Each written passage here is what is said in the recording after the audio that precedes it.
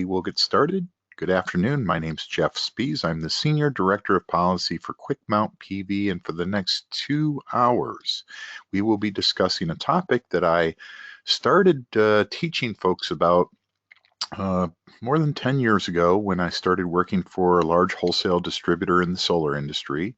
At the time, there were a lot of electrical contractors moving into solar PV installation, and there was a lot of interest in this topic. And over the 10 years that I've been teaching this subject, the content, as one would imagine, has evolved, no different with today's presentation, which is a bit different than the one we were doing a year ago, where I've tried to incorporate some of the more recent developments in the industry into the curriculum.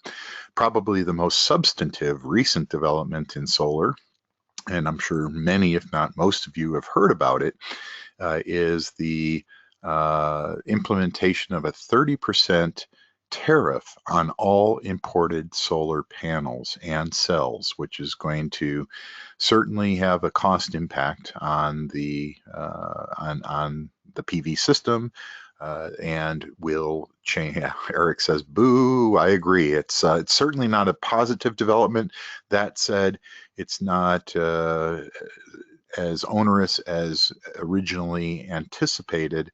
So, to be determined, but I will do my best during the course of today's material to explain what impact that may have as it relates to some of the content when we get into it, particularly the cost of panels as it relates to system payback. So with that said, we'll start with successful solar business, and the main topics we will be discussing today include a market overview, talking about the different business types and strategies, review the common renewable technologies that many folks focus on, address a review of the products themselves, not so much intended to be detailed product training. There's other resources for that, just more to give a broad overview of the role that these different product categories play and their significance relative to one another.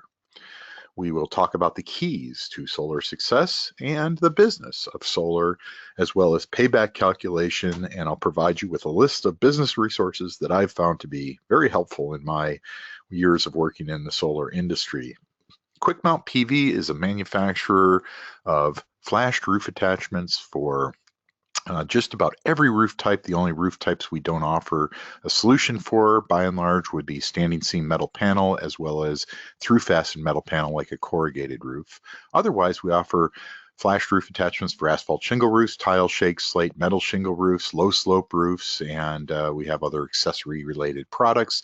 Our tile products include our very popular tile replacement mount, which we debuted last year, which actually replaces a concrete tile with a form-fitting flashing, and the concrete tile you've removed can now be set to the side to use as a repair tile for any broken one that's inevitable on every tile job. There's some that get broken, and now you're going to have a tile that matches the original roof both in shape as well as in color, which is a big convenience. We have it available for S-shaped tile, W, and flat. Similarly, we've made the replacement tile flashing available now for a hook product like our Quick Hook, and we have that again in flat S and W shapes. And we have tile penetration flashings for conduit, as well as mounts that allow you to very quickly and easily secure a conduit to a tile. Our newest asphalt shingle product, the L mount for asphalt shingle roofs, incorporates our patented elevated water seal with the flute pressed into the flashing plate. Notice the rounded corners and the alignment guide notches in the flashing plate now. And the L foot, which is custom designed for this product, is included. And then the elevated water seal seals to the top of the flute, which comes out right at the same height as the L foot. So it's a clever, very economical mount that works really wonderful in many environmental, or I should say climatic areas of the US. Our classic conduit mount has also been upgraded to the rounded corner flashing with the alignment guide notches. And one of our newest products, the Q-Box that you see on screen, is the easy way to bring your PV cables into the roof. You have your weather-tight connectors pictured on the right-hand side. Bring your 2 PV cables and ground wire into the Q-Box, and then those transition into the roof through a clever elevated water sealed mechanism that is hidden under the cover of the box.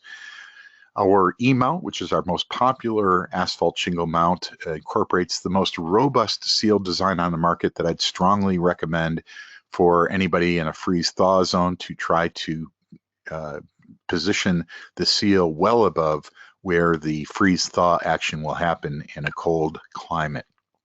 Our quick rack rail-free system for asphalt shingle roofs has been available for the past 2.5 or 3 years. You can learn more at our website, and while there, you might check out our universal accessory frame bracket. Anybody using a rail-free racking system with a maximizer or a microinverter, which is most of the inverters used in residential today, would need some type of an attachment mechanism to the PV module frame. The nice aspect of this bracket is it fits the broad range of PV modules that are used in the market and reliably bonds the mounting plate to ground on the PV module, which then would be grounded to your rail usually. Any of our products can be easily accessed by clicking that green free sample button. And do want to highlight the fact that we have a really great new podcast hosted by myself and my coworker Sue Stark, where we address issues of interest to rooftop solar installers. Our latest episode talks about the new relaxed fire setbacks and pathways in the new fire and building code, which will be taking effect in California in July and many other states over the course of the next year or so. So check out that podcast just by going to Google and inserting the search term Solar Roof Talk. It's a very easy term to remember, I hope. Our training van is currently roving around Northern California. If you'd like to have one of our training representatives bring that by to your place of business so you can get a in-person training at your workplace, just get a hold of our sales force. Anybody in our sales team should be able to help you figure out what the schedule might be and when we could accommodate that request. My name's Jeff Spies. I'm the Senior Director of Policy for Quick Mount PV. I also serve as Secretary for the Industry Certification Organization known as NABCEP, the North American Board of Certified Energy Practitioners. I serve on the California Solar Energy Industry Association Board of Directors, where I chair the Codes and Standards Committee, and I'm on the UL 2703 Standard Technical Panel, which is the standard that pertains to rack-mounted PV systems. I lead the task group on bonding and grounding. My degree is mechanical engineering, and for 30 years I've been involved in technical training of folks such as yourself on a wide range of electrical and mechanical technologies. For more than 10 years in the solar photovoltaic industry, I've organized several of the largest solar technical training conferences, and thousands have attended my trainings over the years. I do a lot of writing for trade publications and speaking at industry events, but at heart, I'm a real fan of the technology and feel very fortunate to work in a career which is aligned with my hobby, which I think photovoltaics is one of the coolest technologies ever to be developed in the history of our civilization. My own home system was profiled several years back in an issue of Solar Pro magazine because we had done some innovative things from a roofing perspective to adapt the PV system to my concrete tile roof that you see pictured in the right-hand side of the slide, and also installed one of the earliest secure power supply inverters from SMA, which has the capability of operating even if the utility grid is down. Without batteries, it can supply 12 amps of power as long as the sun is shining. Now, I live in a Phoenix metropolitan area, and in fairness, the average American is without power 7 minutes a year. Actually, it's a little bit more than that here in the last year where I live, but several times when the power's gone out, I haven't been home, so I It does work. I've tested it. It's a cool feature, but that was what was the real attraction for this article to be written. But the last couple of years I've been involved in a project that's really the most exciting of my career, where I've served as the executive director of a documentary film telling the story of how the solar PV industry started, where we go back to the 1800s and talk about the early days of the scientific discoveries. We interviewed industry luminaries such as Richard Perez, pictured on screen, founder of Home Power magazine, who sadly passed away at his homestead in Southern Oregon a year ago. But in our story, we address the early scientific discoveries of the 1800s to the discovery and development of the silicon solar cell by Bell Labs in the 1950s. Of course, that technology only took 4 years before it started powering satellites in space. And the focus of our story is that colorful group of individuals that took that technology down from space into homes around the world. Folks like David Katz with Alternative Energy Engineering out of Humboldt County. And we interviewed over 50 people in the making of the documentary that represent the who's who of who started the PV industry as we recognize it today. So we will be showing that at a number of industry events over the next year. Hope that some of you might be able to participate. If you participate in today's webinar for the entire webinar, you will get 2 NABCEP continuing education credits. Now you have to participate for a minimum of 1 hour to get any credit, and then you get 1 credit for each hour or every 15-minute section. So if you sit in this for an hour and a half and then you have to run out to go visit a customer and address some kind of a service issue, well, you'll still get 1.5 credits. But if you complete the full 2 hours, you'll get 2 credits emailed to you in the next 1 to 2 weeks. Check your spam filter as always. And in that email, you will have links to download today's presentation. And a common question we get is, can I access the presentation? And the good news is, if you spend a couple minutes searching our website, you'll easily find where we make those readily available. All you have to do is fill out a PDF or a form, and then we will send you links to download the PDFs of the presentations. You can also view the previously recorded webinars, which we are recording today's webinar, and we do appreciate all the feedback that we get after the webinars. We carefully review it every time and take it to heart with the objective of trying to improve the quality of the information to make certain that our customers are getting the best guidance in the industry. So with that said, we'll launch into Successful Solar Business, the nuts and bolts of it all.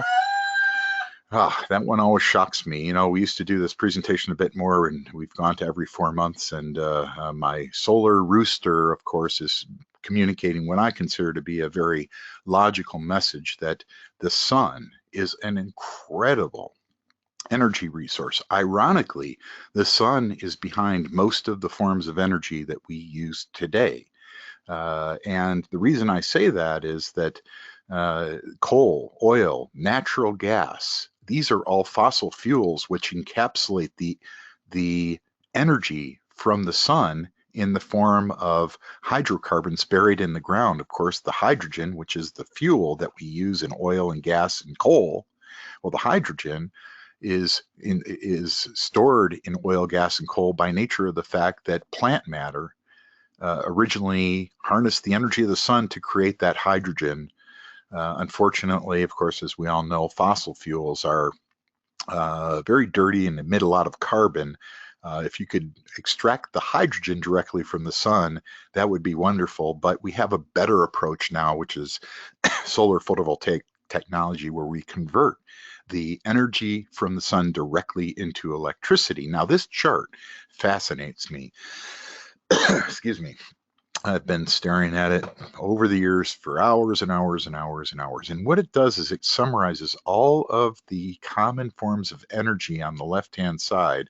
The last time I updated it was about 2 years ago. So this is a little bit dated, but the basic premise holds true. And you can download the latest version at the link you see above at Lawrence Livermore National Labs. But what's interesting about this is it shows the common forms of energy where we derive our energy as a country. This is just for the United States.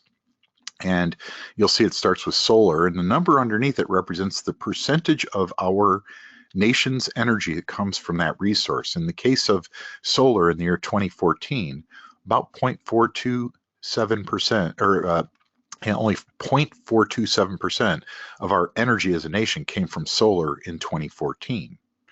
Nuclear represented 8.33% of all of our energy: hydro, wind, geothermal, natural gas, coal, biomass, petroleum.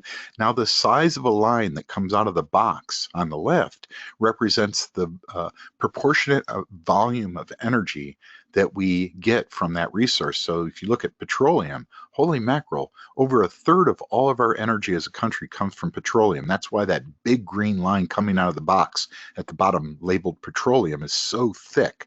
Coal is still a big producer. 17.9% of our energy comes from coal. Natural gas is also another big producer at 27.5%, and then nuclear. Those are the four big ones.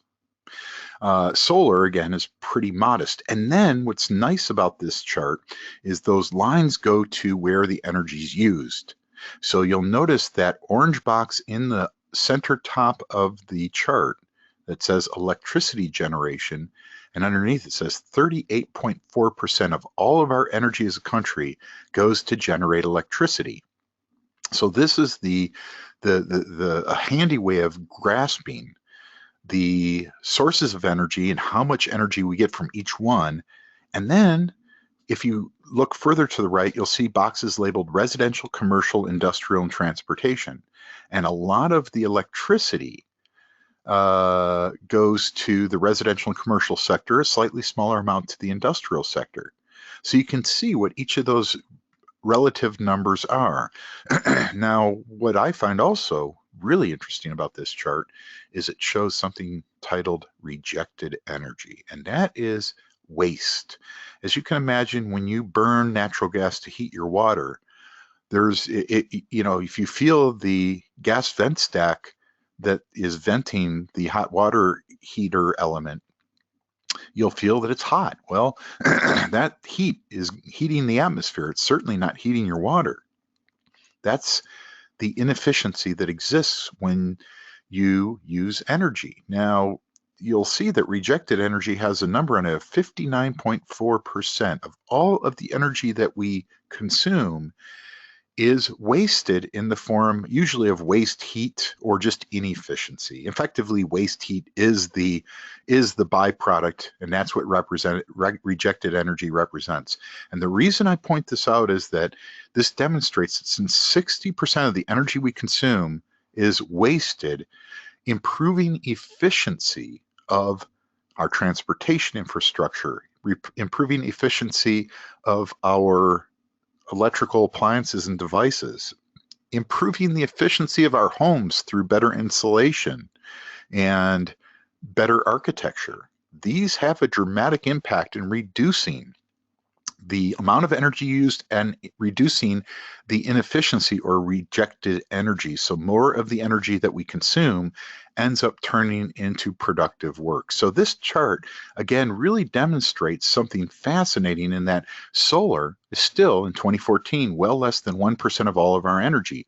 Ironically, the sun is the best source of energy that we as a species, as a planet, have available to us. This chart that we're showing now, and picture these as not just two-dimensional circles on a flat screen as they appear. Technically speaking, these are intended to be spheres, balls, and they represent the volume of energy that remains in coal. 900 terawatt years of energy in the Earth's crust in coal. Uranium only has somewhere between 90 to 300 terawatt years of energy remaining. Natural gas, or petroleum, 240, natural gas, 215. Wind, interestingly, is a decent resource, but it's pretty modest at 25 to 70 terawatt years of energy every year. Compare and contrast that to solar. Solar, the amount of energy that strikes the Earth every year from the sun equates to 23,000 terawatt years every year. It's a monstrous resource, meaning that if we were to project forward, several hundred years into the future, presuming humanity is alive and healthy, there's no doubt in my mind that solar energy is likely to be a major source of energy by nature of the fact that it is an inexhaustible resource for mankind. And this maybe puts things into a bit better perspective. In 2014, you'll see that 42% of the electricity was generated by coal, natural gas 20%, nuclear 20%, hydro 6.4%, wind, biomass, solar PV again was less than 1% of the electricity that we generated. Now, as you can clearly tell, 85% of the electricity that is shown here comes from non-renewable resources. As depicted in the previous chart, uranium, oil, natural gas run out in under 100 years. Coal runs out in 150 to 200 years. The sun, just to be fair, does burn out eventually, but I'm pretty certain that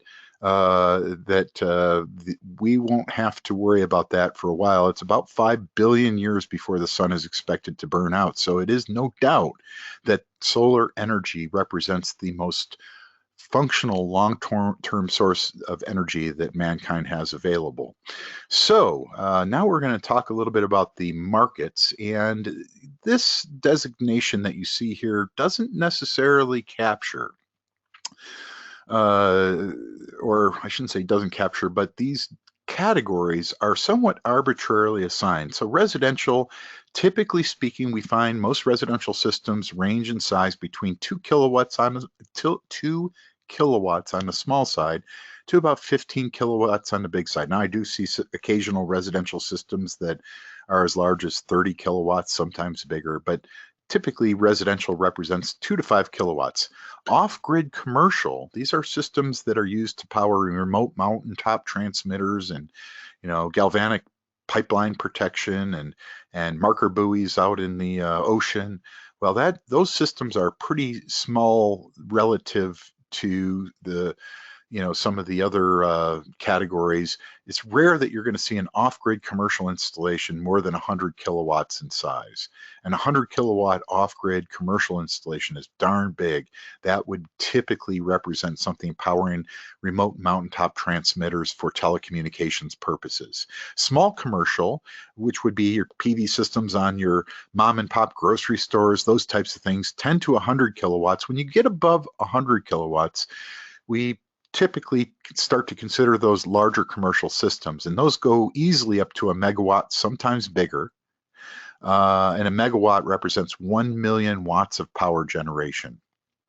Wholesale distributed generation tend to be larger systems that on the smaller end are 1 megawatt to about 20 megawatts large. What this means is that you have a open field PV system that's located near a location where a lot of electricity is consumed. Sometimes you have these in populated areas where all of the residential homes in the area draw their power during the day from these wholesale distributed generation installations. And then finally, the generic category that we term utility scale tend to be very large projects, more often than not out in the middle of nowhere, feeding their electricity directly into a transmission infrastructure so that it can be carried sometimes hundreds of miles across the desert to where that power gets used. So these are the categories, and you'll notice that the blue line for utility just started skyrocketing back in 2011 and really still represents the more than 50% of the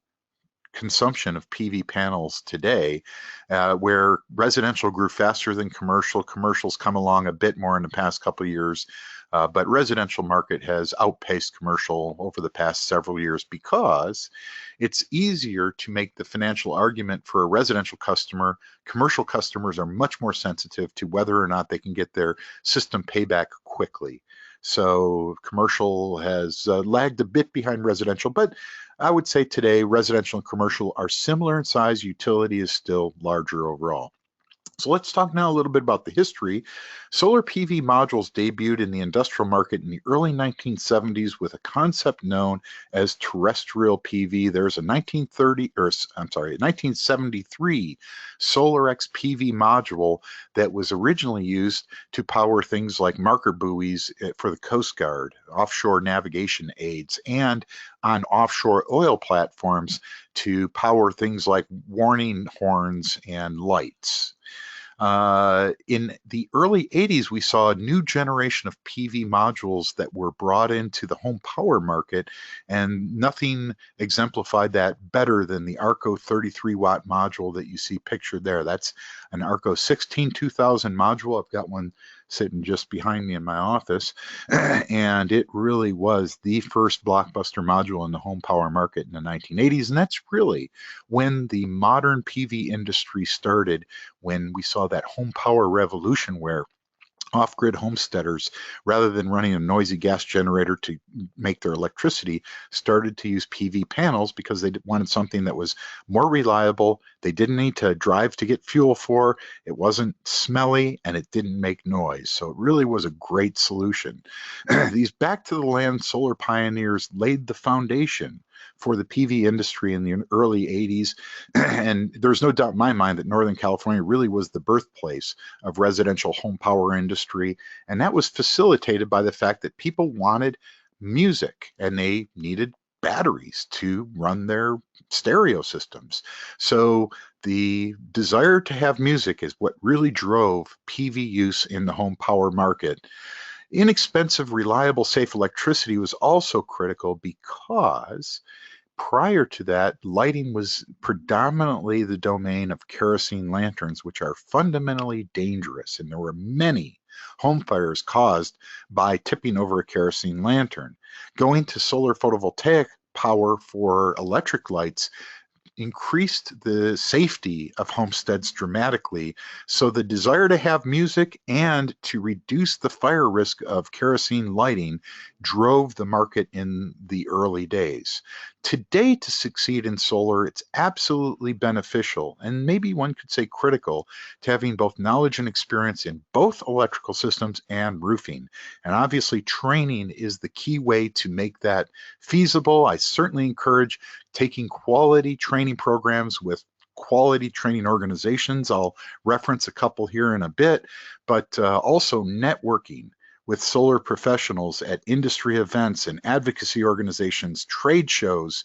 Volunteering is a great way to help increase your understanding of this industry. And I will say without hesitation that those individuals that I've found that tend to be engaged with the solar advocacy organizations and doing volunteer work are some of the best versed in the policy of the industry, giving them a competitive advantage over contractors that aren't engaged in this process. So do not underestimate the success potential that comes from connecting with the key industry advocates in solar advocacy organizations and other related activities. Now, licensing, I think a lot of folks aren't fully up to speed when they first launch into the industry as to what legally one must do to be able to install a PV system on a customer's home. And if you have an interest to find out what the licensing requirements for your state or locale are, you can go to the link shown on screen. This is the irecusa.org website, where they have a solar licensing database where you put in, for example, your state. In this case, we show California. Click search and it will list what the legal requirements that state or locale has for you to legally practice solar contracting, solar installation. In the state of California, for example, you generally have to be a C10 electrical contractor. They also have another grandfathered C46 license that was originally for solar water heating systems, and they expanded it for solar electric. But today, if you want to be a new solar contractor in the state of California, you would need a C10 contractor's license, or you could be a general contractor and have either an A general contractor license or a B general contractor license. So those are the basic requirements to have to legally install solar in a state like California. Arizona has similar licensing laws where I live, and every state does it a little bit differently. The PV supply chain consists of the manufacturers of the modules, racking, and inverters to the distributors or wholesale suppliers that sell them to the retail companies or the system designer installers. Sometimes you'll have resellers that will sell do-it-yourself systems that buy from a distributor and then supply it to a homeowner who would then get some step-by-step instructions to properly install that system in a safe manner. Service providers is a pretty modest size market. For in most cases, you have maintenance, which is typically provided by the installing contractor. And if you do a PV system correctly, there's not a lot of maintenance required. I put my system in 4+ years ago. The only thing I've had done to it since then is I installed bird fencing around my array because we had a bad pigeon problem. And I'm going to tell you right now that if you're in Arizona in particular, pigeons love living under solar panels, and that can be a safety hazard in time. So I did fence my array off. Otherwise, I've done zero maintenance on it. I did wash my modules once and was tremendously disappointed to find out that my energy production did not go up noticeably at all after washing the panels after their first year installed. I had them in for 12 months, got up there, washed them thinking, oh boy, I'm going to get, a 5 or 10% increase in my power production. And I got 0% increase in my power production, leading me to believe even in a dry, dusty climate like Arizona, washing solar panels is probably not something that's critically necessary. There's exceptions to that. But if you're in a really dry, dusty area that's full of agricultural activity like Fresno, and you get a regular coating of dirt on the modules, then the occasional washing might not be a terrible idea. But I live in a really dry, dusty area. There's a lot of agriculture here, and I found, at least for my residential pitched roof system, that I did not see much benefit for it. So again, maintenance is usually going to relate to a failed inverter or a solar panel that has a problem, or maybe a pinched wire that causes some kind of a fault condition. Monitoring services exist. Probably the biggest service provider category, if we could call it that, are companies providing financial services in the way of leases and loans. And that's even changing as we speak, where leases are declining quickly, loans are growing, but it used to be that leasing dominated residential solar, and that's changing very rapidly as the industry evolves. Now, we've seen massive drops in PV module prices. In 2007, when I started selling PV as working for a wholesale distributor, we were selling PV modules for more than $4 a watt. And it dropped to under $1 a watt in 2013. More recently, we've seen PV module prices in the 40 to 50 cent a watt range. However, with this new tariff, we're seeing modules jump back up in price to 60 cent a watt, 70 cent a watt. So it's a bit of a moving target. Rapid expansion of market players makes my head spin. Used to be, when I got into the industry, there were about 4 or 5 major solar panel manufacturers that represented the lion's share of all the business in the US. Today, there's dozens, if not hundreds, of companies that are actively supplying volumes of modules to the US market.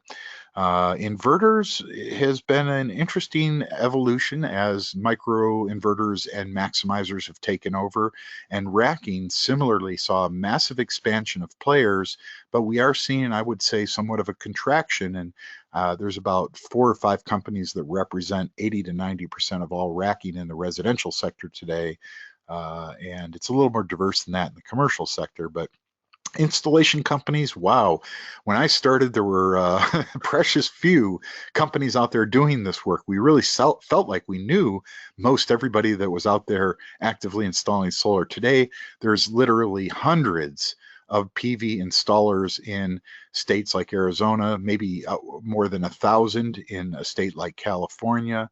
Finance companies obviously doing the leases and the loans have grown.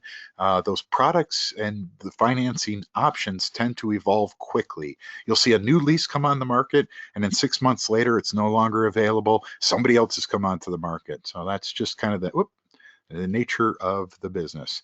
Variable profitability, I think you can appreciate the logic of that. Sometimes you'll see the dominant companies in the industry aren't making any money at all. And obviously that eventually leads to a realignment, and that's one of the phenomenons that we're observing as we speak. Let me take a quick sip of water here. All right. When you talk for this long, you got to keep your mouth a little moistened up so that you don't run out of spit.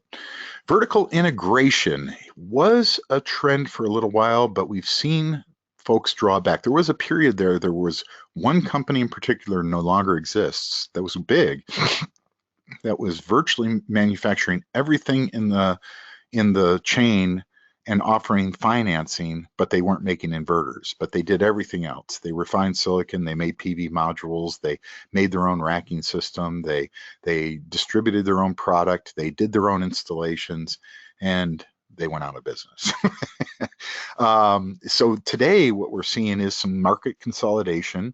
Obviously bankruptcies have been throughout the years a focal point of many people that talk about the industry, but there haven't been by percentage very many bankruptcies, more mergers and acquisitions. And that's the phase that I think we're really in right now, and like what we're going to see in the coming year as the industry is going to see more modest growth to flat growth over the next few years, in part due to the recent tariffs that were imposed just this week. It was a 30% tariff on all imported solar panels, and the projections are that that's going to cause the market to be flat for the next 3 years in the residential sector.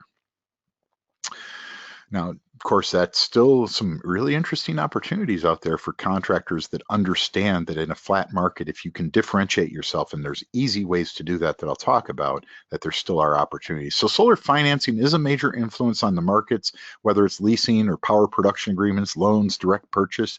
Incentives in the biggest incentive that exists today financially for most consumers in the country is the 30% federal investment tax credit.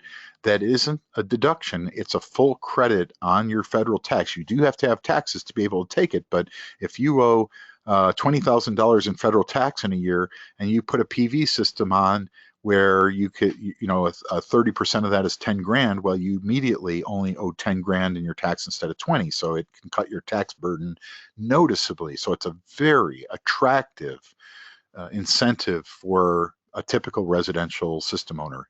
State, local, and utility incentives don't exist much in this day and age. Used to be that there were rebates at the utility level, or there might be state tax credits. Those exist in some places like Wisconsin. Arizona, I believe, still has a state tax credit that's modest. So there still are some state and local incentives. Net metering is probably the biggest factor that's affecting the future of payback on a residential PV system. It used to be, until more recently, that whenever a residential customer installed a photovoltaic system on their home, they would get full retail credit for every kilowatt hour that they would feed back into the grid. Unfortunately, in places like California, Arizona, Hawaii, and other states, we have seen that policy expire, and in its place have come a variety of new rate structures that range from time of use plans and monthly solar fees to demand charges, which exist in utilities like my utility, Salt River Project, in the Phoenix, Arizona area. So that's been the biggest variable on the financial investment opportunity for a residential customer in solar. Interconnection issues where you have to get an agreement with the local utility company to hook up your photovoltaic system to their grid is another variable that can make solar either feasible and easy or difficult to impossible. So that is a function of the utility company's requirements. Permitting codes and standards are another important market force that affect the profitability of solar companies. Now, I stated vertical integration before, where you have companies that do the silicon refining to making the wafers, cells, modules, inverters, racking, installation, and distribution, as well as finance. Well, there are some companies still that perform many of these services. An example of that would be Tesla, where Tesla now does have their own wafer manufacturing facility in Buffalo, New York. They make cells and modules. They do not, at this stage, make inverters, but they make their own racking. They have their own installation crews. They do their own distribution of products to those installation crews, and they offer financing for their customers in the form of loans or leases. But vertical integration doesn't seem to be a trend I anticipate is going to grow much in the next year or two. It's difficult to for a leasing company to cost justify the lease in this day and age, and I anticipate that we're going to see financing gravitate more towards loans rather than leases. Business structures. Well, diversification is certainly practical, particularly if you live in a market area where there's not a lot of competition. If you're in a rural area where you're one of the few or maybe the only solar installer, it likely is beneficial for you to offer multiple services such as installing solar PV along with solar water heating, maybe doing weatherization and efficiency reviews for your customers. I also endorse wholeheartedly the concept of both being a roofing and a solar contractor, and some of the companies who I respect most do offer both of those services from within a single company. I see tremendous value because you might go to a home that has a roof that's not suitable for installing solar till it gets replaced, and you won't walk away empty-handed if you're both a roofing and a solar contractor. Most PV installers today focus either on residential only, commercial only, or maybe they subcontract to utility scale projects, which are a different category in and of themselves. So market segmentation is really the norm in the industry. Occasionally I'll have new solar installers say, I want to install residential, small commercial, large commercial, maybe utility scaling. You probably won't do all of those. You probably will do one of those. You might cross over into a second, but in fairness, companies that do both residential and solar PV installations typically have different divisions of their company because it's a very different process. A typical residential sale occurs within a week, and the installation happens in a day or two, maybe three. A typical commercial PV installation, it takes about a year and a half, well, maybe on the short end, about 6 months to a year and a half to close the deal. And it can take months to install larger commercial systems. Utility, similar, it takes a year and a half on the short end to get a utility project permitted and ready for construction. Sometimes it takes 3 years from the time that the concept occurs till construction starts. So they're very different beasts, and market segmentation is absolutely critical for most businesses. Now, specialization in things like building integrated photovoltaics, where maybe you're offering solar panels that serve as the windows of the large building, or possibly they also do dual purpose, both the roof and the roof is a solar panel. That's an area of specialization. Typically speaking, companies that work in building integrated photovoltaics don't operate in standard flat plate solar modules, which is the norm in the residential sector. Obviously, there are categories such as solar architect. Some companies only do installation. They don't do the sales. They have companies that function as solar brokers who have the fancy website and the salesperson and the financial projection tools, and they can do remote system design with software that'll lay the PV modules on your roof, and then an installer is subcontracted by that solar broker to perform just the installation. That way the installer, the installing contractor, doesn't have to manage the sales process, which many installation contractors don't want to manage the sales process. Finally, you have the category of developer, which is akin to a real estate developer. They're the guys that put the project together. They go find the money from the investors. They find the solar installer. They procure all the materials, and they get everything lined up. So it's kind of the big idea people that make it happen.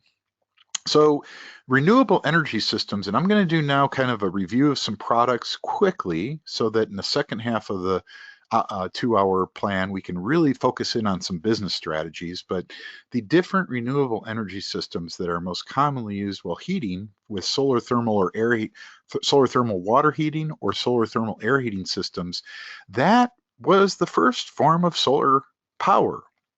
Photovoltaics only debuted in the mid-1800s as a technology. Solar water heating systems were used in antiquity. You had solar water heating systems in ancient Rome.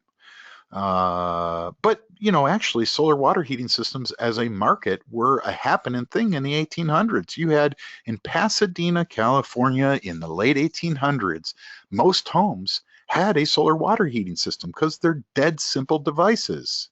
All you have to do to make a solar water heating system is have a black water tank sealed in a box that has glass that faces the sun and it's insulated. Voila, you've got a solar water heating system.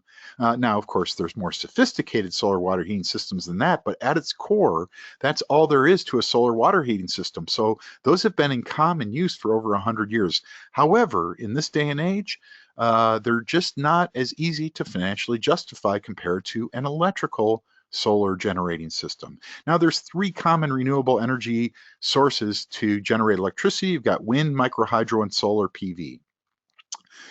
Talk a little bit about wind in a second. Microhydro is pretty cool. Unfortunately, a very small percentage of Americans have access to a reliable flow of water on their property that falls more than 50 feet. That's the starting point at which microhydro becomes cost practical. If you've got a stream that flows year round and it falls more than 50 feet on your property, don't even bother with solar.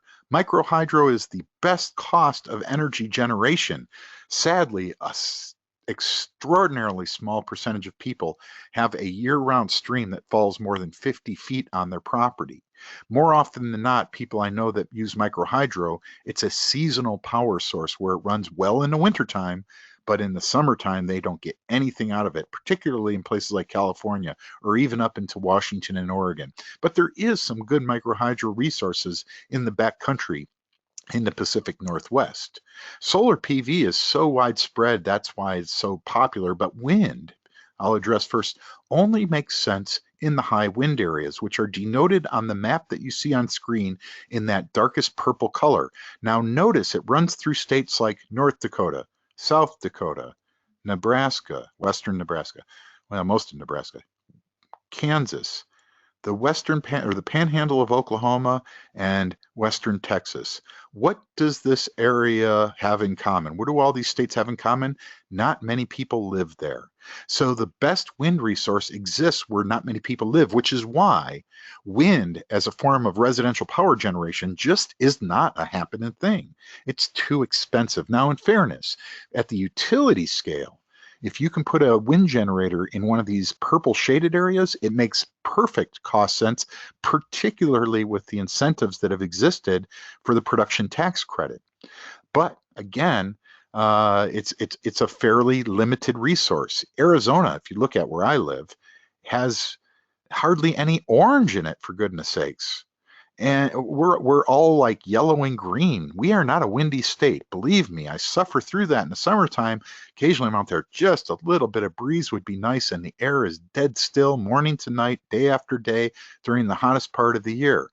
So wind in a state like California or Arizona makes very little sense in the vast majority of the state. Similar in California, although there are some pockets of wind. That said, you need really tall towers, 50 to 100 feet. And that's where wind is impractical, because if you live in an urban or suburban area, well, you can't have a 50 or 100-foot tower in your backyard. If it falls over, it'll be in your neighbor's swimming pool. The building code doesn't allow those kinds of things. So this is why wind is just not a practical resource. Compare and contrast that to solar, which is a plentiful resource. It's more widespread, it's highly reliable. For most systems, there's no moving parts, long system life, low maintenance, and the metric that we use is called average sun hours. No surprise, Phoenix leads the nation with 6.5 sun hours a day. However, states that are considered not very sunny, like Wisconsin with Milwaukee or in Minneapolis, they get a respectable solar resource, 4 sun hours a day on average. Seattle is as notoriously cloudy as it is, still has a very respectable resource at 3.8 hours a day. Anchorage, Alaska has more sun than the #1 PV market for many years, Germany. So Anchorage is still sunnier than a market that has plentiful PV like Germany. So we've got excellent solar resource, particularly in the continental United States. Now, my buddy Brian Teitelbaum, pictured here, can attest to the fact that those solar modules have been in continuous use now for actually since '81. He moved them to his land in '82, and he's been using them ever since, and they're still producing well over 80% of their original power output. The fact that a new roof can last over 30 years means that if you put PV on a new roof, you can have a system that will work without disturbing it for 30 years without any problems. Anticipate a new inverter to be about a 15-year life expectancy. Okay, so I'm going to do somewhat of a quick review of the products, and then we'll switch into business strategies. We've got direct PV systems, which are pretty simple for powering water pumps and fans. Grid tie doesn't have any batteries, connects right into the utility grid. But if the grid goes down, you need to have battery backup, and that's where grid tie with battery backup comes into play. And those are being used increasingly to do things like shift the load from the peak electricity times to the low electricity times. That's called load shifting. Or if you're getting charged what's known as a demand charge by utility, they can have you pull your electricity from your batteries during the expensive peak demand time so that you don't have an excessive demand charge on a monthly basis. So there's new capabilities that batteries are starting to offer that are very exciting in the ability to allow a consumer to reduce their electricity costs from the utility. Off-grid systems tend to be used in areas that are more than a quarter mile from the power grid, and it's certainly going to be less expensive the farther away you get from the grid. Now, a direct PV system as pictured here is pretty simple. You got a fan hooked up to a PV module or a water pump hooked directly to a PV module. No batteries, no electric controls, simple. When the sun shines, that fan turns. If a cloud comes over and shades the PV module, the fan just stops turning, although if you're shaded by the clouds, you don't need maybe the cooling power of that fan. And then when the cloud passes on by, the sun again shines on the PV module, which supplies power directly to the fan, and it starts turning again. These are brutally simple. No controller or battery required. You're just wiring the solar panel directly to the motor. It is the best cost solution for cattle tank pumping, crop irrigation, and greenhouse fans. And this is one of the exceptions where a mechanical tracking device that aims the solar panel at the rising sun in the east and follows it throughout the day so that in the evening it's facing westerly, that a tracking system can make sense for a direct PV system.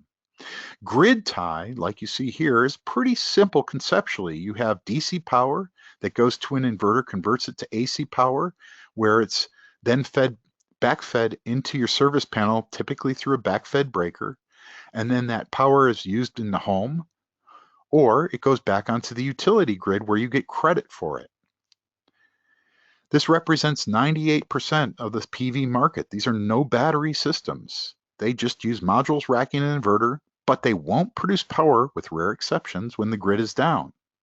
Generally speaking, a typical residential system ranges between 3 to 10 kilowatts, sometimes a bit smaller, occasionally a little bit larger, but it's not very common to see larger than 10 kilowatt systems in many places. The hot climates would be an exception, but most people don't have enough roof space to put more than 10 kilowatts on the roof. Grid tie modules will produce anywhere between 250 to 300 watts of power output whenever the sun is shining on them. Typical installed cost, well, those have come down a bit. Actually, in California today, we're seeing the residential cost come down to more like $3 a watt. In fact, I probably ought to put this in here because this is a relevant change that's occurred in the last couple of years, where we're seeing $3 to $4 a watt now as the typical price. And I would say for commercial, probably the norm is more like $2 to $2.50 a watt. You can't get below $2 a watt, but it's not terribly common to see systems much below $2 a watt unless you're at the utility scale, super large systems. Now, once you introduce battery backup, things get a lot more complicated. You'll have a charge controller in this particular DC coupled system that will charge your batteries, that will go to an inverter charger, where that power will be fed to your service panel for use in your home or to be backfed on the utility grid. And the nice thing about this particular Radian inverter charger is if it's nighttime and your batteries have been discharged during the day and then the grid comes back online at night, you can actually charge these batteries from the grid. Typically, what you're going to find in these battery backup systems is what's called a critical load panel, pictured at the bottom of the slide, that will feed power to what are termed critical loads, things like your refrigerator, your lights, your computer, your TV. Cold beer and lights was considered the critical loads of the 80s, and today it's cold beer, lights, and your iPhone. So I guess we call that computers and telecommunications. So those are the typical critical loads. You might say, but Jeff, what about my air conditioning? If you live in Arizona and your power's out, you sure want that in the summertime, and I will agree, you'd want it. Unfortunately, air conditioning sucks so much power that it's cost impractical typically to run from a battery system, although I have a friend up in northern part of Phoenix area who has a monster lead acid battery bank that he can run off grid with his air conditioning and his battery system, no problem. So he's actually got about a 10 kilowatt PV system, not terribly big, but he's got a 70 kilowatt kilowatt hour battery bank, 70 kilowatt hour battery bank. It's huge, and that means he can run his air conditioning. But most people stick to the critical loads. So if the grid is hooked up, this is what your diagram is going to look like, where you're going to feed your power into your service panel, and it will supply power to the whole home. But if the grid goes down, now your power is going to come into your charge controller, which makes certain your battery bank is charged properly. The inverter will convert the DC to AC power, and that will then power the critical loads in your home, like refrigeration and lights. At night, if the power comes back on, again, you can actually take power from the utility grid through the inverter charger and now charge your battery bank, because your solar panels won't be charging the batteries at night. The benefit of battery backup is you have power when the grid is up or when the grid is down. Now you can do that with a fossil fuel generator, a gas, propane, or diesel generator, often less expensive if you have brief power outages. But if you have long power outages, the battery backup is the way to go. They typically use maintenance-free batteries like sealed lead acid, or more recently, lithium batteries. They are excellent solutions for mission-critical applications like medical systems, emergency services, computer systems, and the cost per watt's pretty expensive compared to grid tie. Grid tie sells for $2 to $3, maybe $4 a watt. Battery backup, because batteries are expensive, depending on the size, if you're going to have more than a couple days of autonomy, you're buying a lot of battery, and your cost goes up noticeably in a very quick manner. So $7 to $11 a watt is not uncommon for battery backup. If you're using a lithium battery system, these are the newer generation of batteries. This is the preferred approach for the residential, urban, and suburban type homes. And in this system here, we've got a battery pack that works through the SolarEdge inverter that's pictured.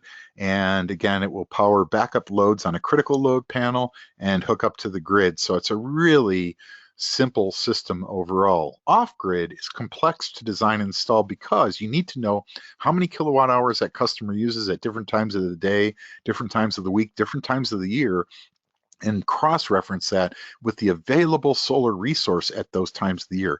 In many parts of the country, you're sizing your off-grid system for the winter, because that's when you tend to see the power spike. And of course, in the wintertime, you have less sun hours. So it's an interesting balancing act between how big of a PV array do you need versus how big of a battery bank do you need versus how many days of autonomy can you live without having any sun. More often than not, you're going to see multiple energy inputs where you're going to have solar, wind, microhydro, and fossil fuel generator. The old adage in the early PV industry in the early 80s was do it while the sun shines. So if you can run your washing machine and your vacuum cleaner during the day when it's sunny and your batteries are fully charged, well, you're just taking that power directly off your solar panel, not depleting your batteries. So You need to adjust your power usage to when you have the sunny weather. So you might not do the house cleaning until you get a few days of sunny weather, so that you're preserving those precious kilowatt hours in your battery for things like your refrigerator and your lights and your iPhones and iPods and iPads and whatever starts with an I. $8 to 13 bucks a watt installed cost, because it is more expensive to go off grid, typically because you need a sizable battery bank. Now, off-grid systems might look like you see here, where you're sending your power through a charge controller, charges the batteries. That power then gets converted to AC for use in the home. And maybe you'll have a micro hydro turbine to back up your solar array, so when the sun's not shining, if you have water flowing, you can charge your batteries. Possibly a wind turbine. That's a very common scenario. Even though wind's not terribly cost practical for most people, if it's a storm coming through where you don't have sun to charge your batteries, oftentimes you're going to have wind, and that's very important supplemental power during those times of cloudy weather. And most of these systems will have some kind of gas, propane, or diesel generator. Off-grid batteries or off-grid homes typically still use lead-acid batteries, not expensive lithium batteries. These have a known track record, plenty of history. They're reliable, and if you know what you're doing, they work incredibly well. You can use lithium. As a whole, you tend to find lithium batteries still are going to cost about 2 to 3 times the price of lead acid. Maybe not 2 to 3 times. Maybe it's now 1.5 to 2 times the price, but they're still pricey in comparison if you're living day in, day out on your battery system. Sadly, because lead acid batteries, if you don't take care of them properly, you can kill them easily. So contractors need to train their customers carefully.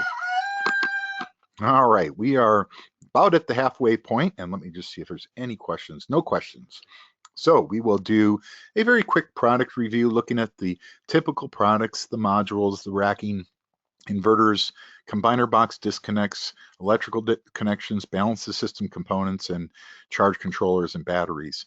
So modules, crystalline silicon still dominates. 90 some odd % of residential solar uses crystalline silicon. Whether it's mono or poly doesn't matter much to most people.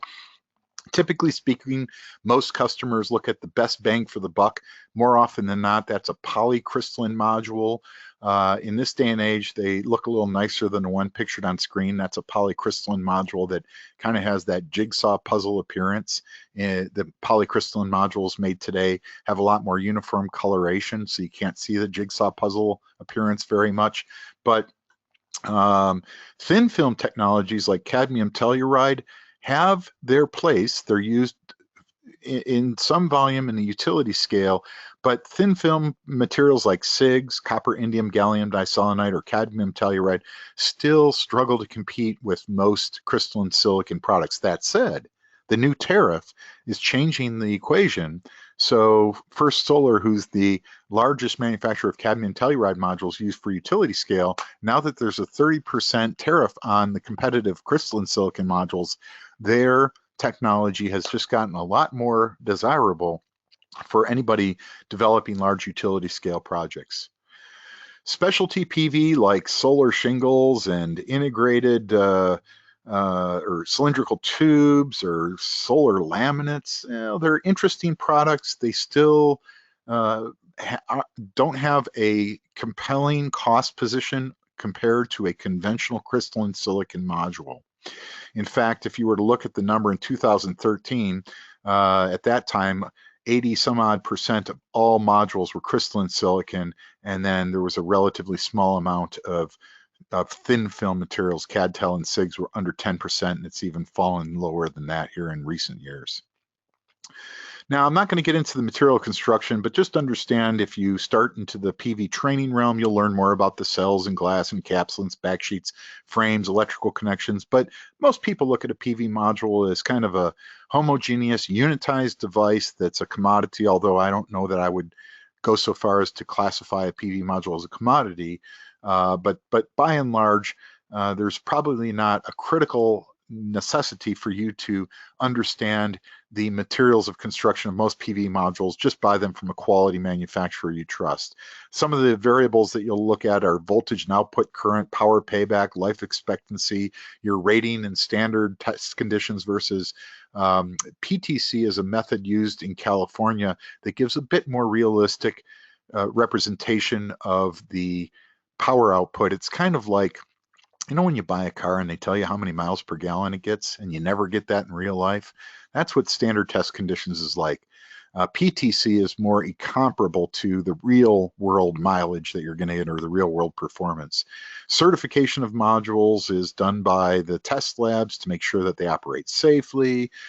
And more importantly, just again, look at the price curves there. In 2007, modules were selling between $4 and $5 a watt. In 2016, they had dropped as low as 40 cents a watt. And now we've seen module prices bump up in 2018 to probably somewhere between 60 to 80 cents a watt. So sadly, we have seen some backsliding in power, or in cost effectiveness by nature of the newly introduced tariff that has come to us courtesy of the current federal administration, unfortunately. So it's a sad thing to see, but we play the cards we're dealt, and these are the cards that we are currently dealt. Let me just, okay, inverters, we've seen a dramatic change in recent years away from conventional string inverters due to electric code requirements to have rapid shutdown of the PV system when you disconnect it from the grid. So when you turn the disconnect switch off, if you're using an optimizer or a microinverter, within 30 seconds, that PV system is safe to work on. It's not going to cause any major shock hazards. If you use an old string inverter or even a newer string inverter, you need to have a separate rapid shutdown box. And even then, with the new 2017 National Electric Code requirement to not have more than 80 volts anywhere in the system after shutdown, we're seeing the significant majority of the residential sector gravitate towards use of an optimizer on each and every solar panel, or a microinverter on each and every solar panel. So that's been a rapid and massive and significant change in the industry. Combiner boxes are used in larger PV systems, mainly ground mounts, commercial scale and above. It allows you to wire multiple strings of PV into a single inverter. Uses fusing. Disconnect is an on-off switch that will disconnect the power from your AC, from your supply or service panel to your inverter, or a DC disconnect that will disconnect, if you have a string system, the power from your PV system to your inverter. Electrical connections are kind of an unglamorous thing to talk about, but important because they tend to be one of the leading causes of fire and failure in systems that have problems. You have to make certain that you use proper mating connectors, that they're incredibly reliably seated with one another. If you don't have that, the male and female plugs properly engaged, you don't have sufficient metal-to-metal contact, and that will cause arcing, sparking, melting, and potentially a fire. So important issues to be aware of. There's crimping tools for the variety of connectors out there. PV wire is the standard cabling used, and grounding has changed dramatically. In the olden days, not that long ago, tin-plated copper ground lugs mounted on every module with a copper wire that ran over the entire system was the way in which we grounded the PV module frames.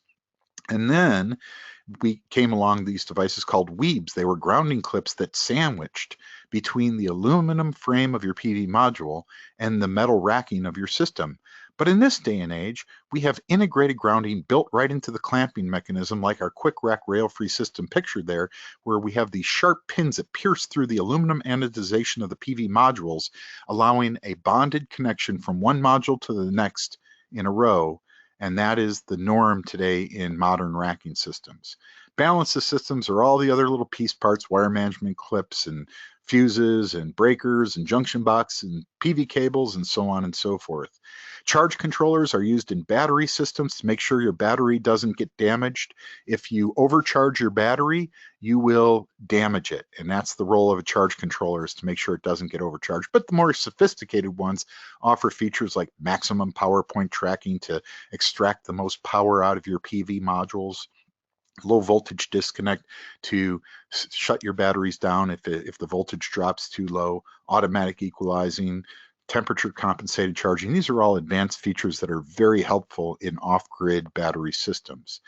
Typically, if you're off-grid, you're going to use a flooded cell lead acid battery for a homeowner. But if you don't want to maintain your batteries every month, you're going to get maintenance-free lead acid batteries, a gel cell or an AGM. Now, they're more expensive because they last half as long, so you spend over time twice as much for a maintenance-free battery. But some places, you know, if you have an off-grid hunting cabin or fishing cabin in the woods that you use 3 months out of the year, well, you don't want to be maintaining those batteries in the wintertime, so you probably are going to use a maintenance-free gel cell battery. Lithium batteries are really growing quickly, particularly for homes in urban or suburban areas where the battery systems are being used for load shifting or peak load shaving in places like Hawaii and California. They're still expensive, but the prices have been dropping fast and they're gaining usage now in mainstream solar installations. Mounting systems, the racking, well, that's where quick mount comes in. Roof racking tends to be the most cost-effective way to mount a PV system because it's the sunniest part of a typical property when you're living in an urban or suburban area. Pole mounts would be popular in rural areas where you want to position the PV array up off the ground in a sunny part of your property. Occasionally ground mounts might work, but you typically have to be conscientious to fence them off so that animals or kids or adults can't access any dangerous components on the array.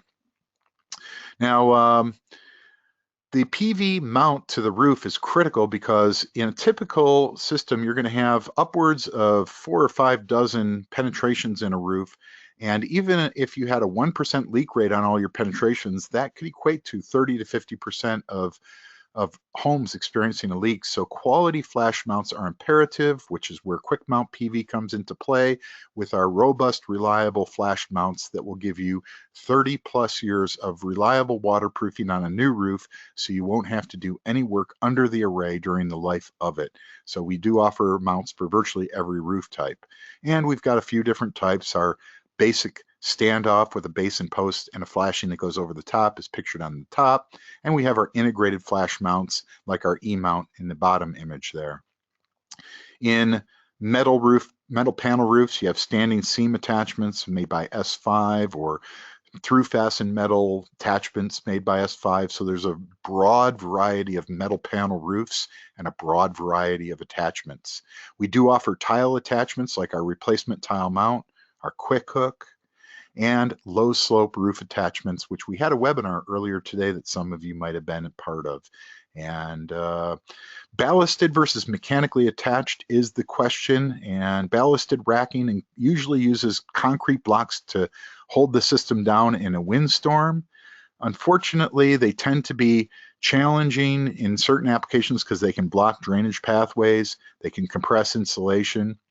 More importantly, locating and repairing leaks is difficult because roof access is challenging. When you look at the typical ballasted racking system pictured in the lower image, you can't see much of the roof under that array. And even if you could see the leak, getting to it to fix it usually relates to pulling up one or more modules to fix it. So it's expensive. Mechanically attached is strong, robust, lightweight mounting, doesn't require concrete blocks, doesn't compress your insulation, very reliable waterproofing when the flashings are installed by a qualified roofing professional. You can use virtually all standard rail and get good visibility and access for roof repairs. Rail versus rail-free has been a popular topic, and rail-free tends to be desirable for installers that don't want to deal with shipping and handling long rails on the roof. That's the major comparison, and for some installers, particularly those that do a lot of asphalt shingle installations and have lots of installation crews. Rail-free tends to be an attractive proposition. So check it out. If we've got our own rail-free product, if you're interested, look at our website and you can learn more information about our quick rack system. Now, built-in solar shingles have struggled to survive and take off. There's been dozens of companies over the years that have offered them. Most have gone out of business after a few years. There's still efforts underway to make a solar shingle work like we see here. But in the end, solar shingles have one major disadvantage, which is they have no ventilation under them, so they run hotter. The presumption is that when anything runs hotter, it doesn't last as many years, and they're more expensive to install. So there's a bunch of failed systems over the years, but I would say right now I still feel that solar shingles just aren't a very practical option. Years back we had applied laminates to metal roof panels, but again, very expensive, and their longevity wasn't particularly good. Here's a situation where they were integrated right into a membrane roof. These were horrible. They failed after a few years. They actually cooked the roof membrane to death, and many roofers, I think, felt burned by this product technology, which was poorly conceived from the beginning. All right, so sorry, I have some slides here that look to be repetition, so I'm just going to scroll past those. Hang on. My apologies. I didn't realize this was this replication was in here. So let's. Oh boy, that rooster really gets to me. All right, let's now shift into the key factors to solar success, covering certification training, site analysis, system design, partnering, incentives financing, effective sales and marketing, and sound business management. Now, I'm not going to teach you in the next 45 minutes about sound business management, but what I will tell you is that if I have an electrical engineer and an electrical contractor, and both start to be new solar contractors, the electrical contractor has a much higher likelihood of success because he understands contracting. This is a contractor trade, and you have to deal with the realities of contracting, such as, do your workers show up to work that day? Is it raining that day? These are practical issues that contractors need to understand. So the fact of the matter is that over the years, solar business failure rates are high because a lot of people get into it without fully comprehending that this is a construction trade. It takes strategic planning, hard work, and absolute commitment to succeed in the solar industry. Now, I certainly encourage everybody give major consideration to certification through NABCEP. NABCEP certifies PV installers and sales professionals. And just to explain what certification is, it's not licensing. That's done by the states and locales to legally allow you to install solar. Certification is a formal recognition that an individual has proficiency and a comprehension of specified knowledge. It's peer recognition, but it's a wonderful marketing tool or qualification tool for customers and employers. And I will say that over the years, the NABCEP certified PV installers that I've met have really impressed me with their knowledge and competency. It's a filter, and it's not a perfect filter, no filter is, but 90+% of the NABCEP certified PV installation professionals and technical PV salespeople that I've met over the years really impressed me as being competent individuals and competent solar professionals. So do check out NABCEP certification. Training, well, used to be, I've been involved in training for many years in solar, and sometimes people would say, oh, gee, paying $1,000 for a solar training class? That's a lot of money. And my response is, it costs you even more money if you don't take the quality training class, because learning things on the job, it ain't cheap either. What I would argue is that if you take your training from a quality training organization, you end up saving money. But of course, you have to figure out who the quality training organizations are. Fact of the matter is that in my experience, successful PV companies are serious about training not only themselves, the owners of the company, but their employees. Technical knowledge is required to succeed in this, and unfortunately, especially in the residential sector, but even in commercial, PV systems vary from one job to the next. Very few PV systems are installed in the same way from one house to the next. If I look at my house, just rotating a house, I live in a home in a community where there's about 4 or 5 different home designs.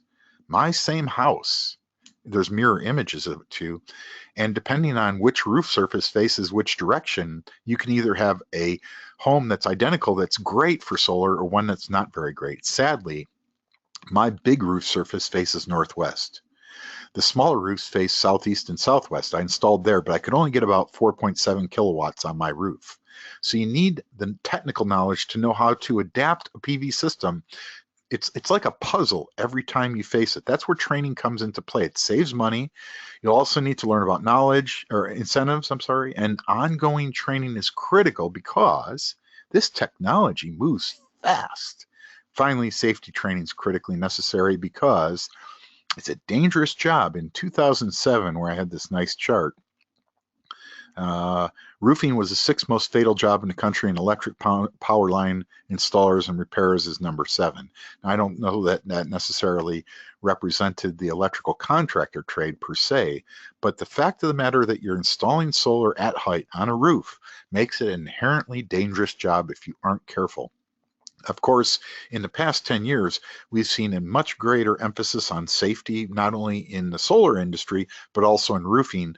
So if fall protection is being used in a manner that it should, we ought to see roofers reduce their fatality rate. But this is still dangerous because you're installing an electrical generating system at an elevation in most applications. Now, I'm not going to go into detail, but I'll just point out that for those of you that want some statistics, go to the Solar Foundation's website. The link is shown on this slide. You can download it from our website. And you can find out how many jobs there are in installation, manufacturing, sales, distribution, and project development. And it gives detailed breakdowns like you see here of how many jobs by year in each of those different categories. And they do surveys of employers trying to find out where their challenges are in hiring workers. And sadly, there's still about 20% of respondents state that finding qualified workers in the solar industry is very difficult, and about half of them say somewhat difficult. So getting qualified workers is still a challenge. They lack the skills necessary for the jobs. So that's where training comes into place. So again, you can download this presentation and take a look at the different job types listed from design and installation to sales, but I won't go into those details right now. The training that you can get ranges from the very simple introductory courses, sometimes offered at local community colleges for 1 week, a 40-hour course, or maybe it's offered, 4 hours a week for 10 weeks. Those are good courses, but they are just an introduction.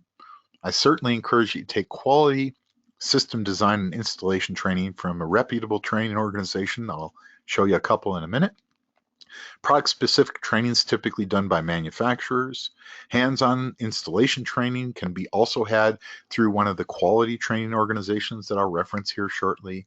National Electric Code training is imperative for anybody trying to stay abreast of the most recent code developments, and it's offered at major industry conferences like the NABCEP conference, where Ryan Mayfield for the past several years has been teaching the National Electric Code training course, where they go through all of the revisions and what the implications are. And they can be big. And National Electric Code changes have prompted a massive transition from string inverters, where all the PV modules are plugged in one to the next and then finally into an inverter, so you have a high voltage DC string, to going to microinverters or maximizers. That's driven by National Electric Code. Safety training is typically done through OSHA certified safety courses. Business training and incentive training are all the categories of training that one wouldn't want. And here's a handy chart that shows the different job classifications in the left column, all the different types of training programs in the top row, and you can see whether they're recommended, optional, or not necessary.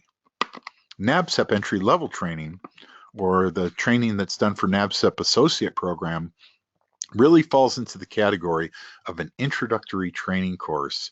The ISPQ beginner and advanced training Those are the ones that I feel are necessary for anybody who's out there designing and installing PV systems. And the best training by far comes from Solar Energy International and the Midwest Renewable Energy Association. There's some other good training organizations out there, but these are two that over 10 years I can refer folks to and feel comfortable that they will walk away from that experience feeling that their money was well spent and that they have been given the best possible technical training to increase the potential of technical success in PV system design, installation, and sales. These two training organizations employ ISPQ certified instructors and master trainers, and also employ experienced NABCEP certified PV professionals as instructors. Now, Solar Energy International, where I got my training years back, has several classes I recommend: the PV 101 Fundamentals, PV 202 is an advanced grid tie system training. PV 203 is training on battery systems, and PV 206 is a solar business training program. They offer these in-person classroom trainings as well as online training programs, which typically are self-paced over the course of 6 weeks, but you'd want to budget a solid 10 hours a week easily to complete all the coursework. SEI also has a really fantastic hands-on training facility in Western Colorado, beautiful, beautiful part of the Rocky Mountains, where they have all of these cool systems: grid direct pole mount, roof mount system, standalone off-grid roof mount, grid tie battery backup system, a low slope roof system. So these are all just really cool ways to learn, where you have a great student instructor ratio. Typically you have no more than 6 students for every instructor to give you the richest learning experience as you're seeing the actual products as they're installed, typically in the field, and getting an opportunity to wire them up, take them apart. Hopefully when you take them apart and put them back together, they work at the end, but that's part of the learning experience, of course. And more importantly, their instructors are fantastic. They're experienced, at least 3 years full-time field experience. They have experience in residential, commercial, and battery systems. They again have great instructor to class ratios, and they're entertaining people. So not only can they teach you the technical, they can keep you from falling asleep, which can be challenging with a technical topic like PV system design and installation. Now, it's important to evaluate any training organization carefully. Get referrals from existing students, preferably those that are electrical contractors. You can also check that link shown there to determine if the training organization that you'd like to take a class from is ISPQ accredited. You should ask the question of who developed your curriculum and what is their expertise. Who's the instructor? Are they NABCEP certified? How many years experience have they had? How many systems have they designed and or installed? Do they have experience in battery systems? This is becoming increasingly important as battery systems are becoming more critical to the future implementation of solar by nature of the way the utility rate structures are evolving. Now, if you want to get some good quote unquote free education, you can volunteer for an organization like Grid Alternatives. They're kind of like Habitat for Humanity for PV, where they install solar systems on low-income homes, and it allows volunteers to get real hands-on experience working under the supervision of a qualified, knowledgeable solar professional. Manufacturers like Quick Mount PV offer trainings. We have a whole host of web-based trainings, hands-on trainings. You can check our website to learn more about those training opportunities. But you know, almost all manufacturers have some level of training program available. Site analysis and system design is where you're going to go to the home to ascertain whether that roof is suitable for adaptation of a PV system. Now, distributors and manufacturers certainly can offer you assistance in the design, but in the end, the way contract law works state by state, it is the installing contractor who has the legal responsibility to design the system in a code compliant manner, and he is the one who is on the hook with the customer if things don't work the way they're supposed to. So to do a solar site analysis, which allows you to determine how many kilowatt hours that PV system might generate, you ideally would do some kind of a shade assessment. You can do that remotely with some sophisticated online tools. Or you could use a shade measurement device like the Solar Pathfinder pictured in this image. Realize just a small amount of shade can really, actually, whenever a solar panel's in the shade, when a cloud passes by or a tree shading it, it's not generating hardly any power, if any at all. So be sensitive to the fact that solar panels like unadulterated full sun, no shade, no partial shade. They don't want even a branch from a tree that casts a little bit of shade on a module can really knock down its power production. Most systems tend to be sized by the available budget, but more importantly, roof area tends to restrict the size of a system. Again, I could only offset about 30 to 35% of my power with a 4.7 kW system because my roof just couldn't handle a bigger system. I would have installed a much bigger system if my roof were oriented in a more optimal direction. Sadly, the largest roof surface I have is over my living room and faces northwest, so I couldn't use it. I could have probably fit over 10 kilowatts just on my northwest facing roof had it faced more southerly direction. Electrical usage would also be another variable that really dictates the system size. And the orientation really matters. In the old days, most people tried to face their modules south to get the most kilowatt hours. However, in this day and age, many utilities have structured their rates in a way where it optimizes your investment if you can orient the system a little more west. Because later in the day, especially in California, where you have time of use rates, electricity costs more later in the day. Now, in fairness, the new time of use rate structures for the large utilities in California don't start until 5 p.m., where you just don't have much, if any, solar production after 5 p.m. So that's where battery systems are starting to come into play. But that said, tilt angle obviously matters, but you know, in the old days, we used to see people pitching PV arrays off the roof at funky angles to optimize the kilowatt hour production. That's generally not something you see done today. It's rare. Most PV systems are installed at the same pitch angle as the roof, and it might produce 2 or 3% less electricity than optimizing the angle off the roof, but most homeowners prefer a system that's at the same pitch angle as the roof. There are several motivations why a homeowner might go solar. Certainly environmental. Everybody considers themselves an environmentalist. And it is true that after manufactured, a PV module does not produce any carbon emissions. It takes usually 1 to 3 years to pay off the energy necessary to make the modules, racking, and inverter in a PV system in California, Arizona. It varies depending on a lot of factors, but 1 to 3 years, you've paid off all the electricity used to make the parts. And then, if all goes well, your modules are going to last 30 years, your racking system will last 30 years, your inverter will be replaced once during that time. But environmentally speaking, the footprint of a PV system is highly desirable compared to burning coal, natural gas, or any other kind of fossil fuel, oil, or nuclear for that matter, because nuclear's got its own environmental concerns. Energy independence is a rapidly growing motivating factor for people to buy a PV system. Obviously now you can have an electric car, power it with a PV system, and not have to use any oil at all in your life. Status symbol is a new one. People like PV. 90% support PV. They want it. So financially justifying it is certainly desirable.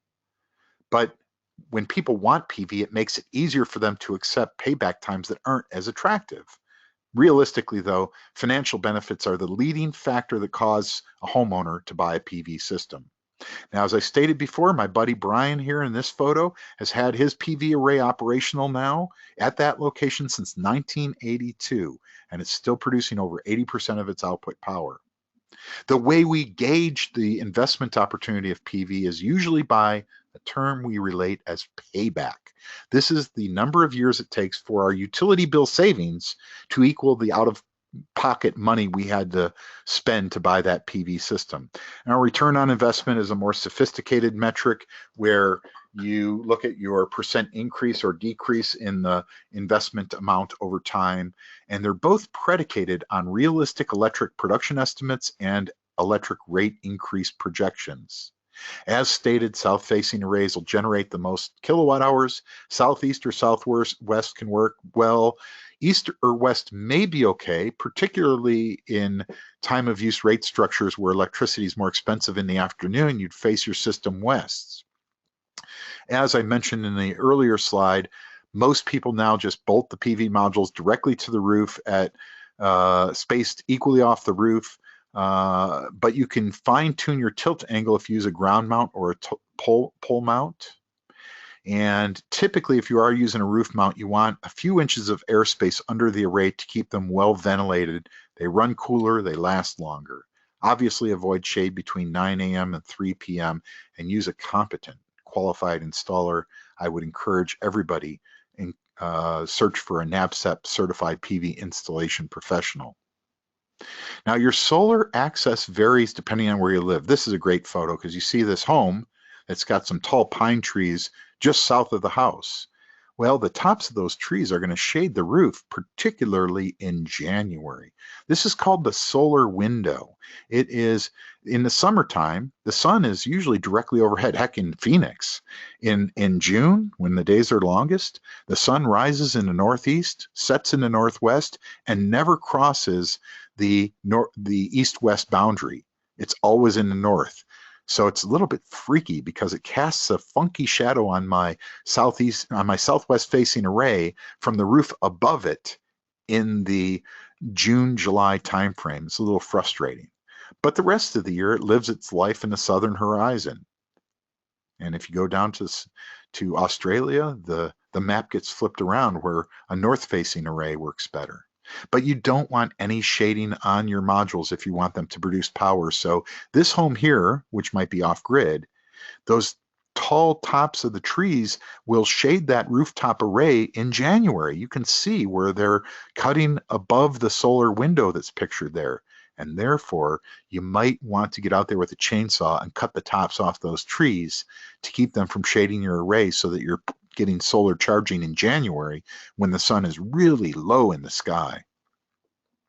The Solar Pathfinder is a dead simple tool that has a glass dome. It reflects off of it, and you just put a little chart in there that will show you in a very easily viewable manner when you're going to have shade obstacles at what time of the day and what month of the year. So this is still a wonderful tool for solar installers to have. You might not use it on every project, but it can answer questions very quickly. And what you're viewing there is an installer with his digital camera taking a photo directly down on the Solar Pathfinder so that he can translate the results of this chart that's inside under that glass dome into the software to determine when you're going to have shade obstacles and how it will affect your kilowatt hour production at different times of the day and different times of the year. Now, cost and profit. So here, fortunately, I don't have to change this slide. I left it intentionally vague for a reason. Maybe I do, but I'll leave it as is for the moment. This represents all of the major cost elements that go into a PV installation. Your modules are selling between 40 cents a watt to $1 a watt. Again, earlier this week, we had the announcement of a 30% tariff on PV modules.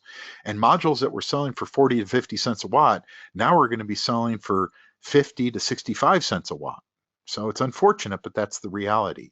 More expensive modules that are made by premium manufacturers like LG or SunPower or Panasonic, those modules, it's uncertain if they're going to be assessed the 30% tariff. They're currently applying for what are known as exclusions because they were perceived to not be the culprits in driving down costs. Their modules were already selling for 75, 80 cents a watt. And if you assess a 30% tariff on premium modules, they get a disproportionate penalty when they weren't the reason that these tariffs were assessed in the first place. So those exclusions by the premium module manufacturers are being applied for as we speak, and over the next month we'll better understand if they will be excluded from the tariff. Right now it's uncertain. Inverters cost 25 to 50 cents a watt. Let's see, Paul, there's a comment here for Paul saying he's a CM for Grid Alternatives. Thanks for the shout out. No problem, Paul. And I'm not sure what CM is a acronym for. I presume the M is manager and C must be construction. So construction manager, but glad to have you online today. So inverters, 25 to 50 cent a watt. Racking on the low end, about 12 cent a watt for residential, could get up to 25 cent a watt. Flashed roof attachments have come down a bit in price. Some people don't use them at all. That's where you get 0 cents a watt. But it would be desirable to use a flash roof attachment. They're now down in the 5 to 10 cent a watt for most roof types. Wire, conduit, combiners, and disconnects, sales tax, tool vehicle use, equipment rental, blah, blah, blah. Now, it's important to understand that you don't simply add all of these up and come up with your cost per watt, because in some cases, your modules might be a bit more expensive, but you might not have any cost for sales tax because that might be exempted in your area. So the typical installer costs range for residential PV between $1.50 a watt on the low end to premium systems that might be $3.50 a watt. And the typical selling price before rebates and incentives today is $3 to $4.50 a watt. So those are reasonable expected costs that you can see in this day and age in the PV industry. Now you can get some beautiful strategic insight data by going to websites like Go Solar California, where they not only list the eligible modules and inverters that are allowed for use in utilities around the state of California and around the country, but it also includes this awesome data set of every system, more or less, that's been installed under the California Solar Initiative over the years, going back to 2006, and it shows the system size, the total installed cost, who the contractor is, who the seller is, what kind of inverter was used, what kind of modules were used. This is a treasure trove of data, competitive data. This data set exists in Arizona also, although it's not as conveniently compiled as it is in California, because you have to look at it utility by utility.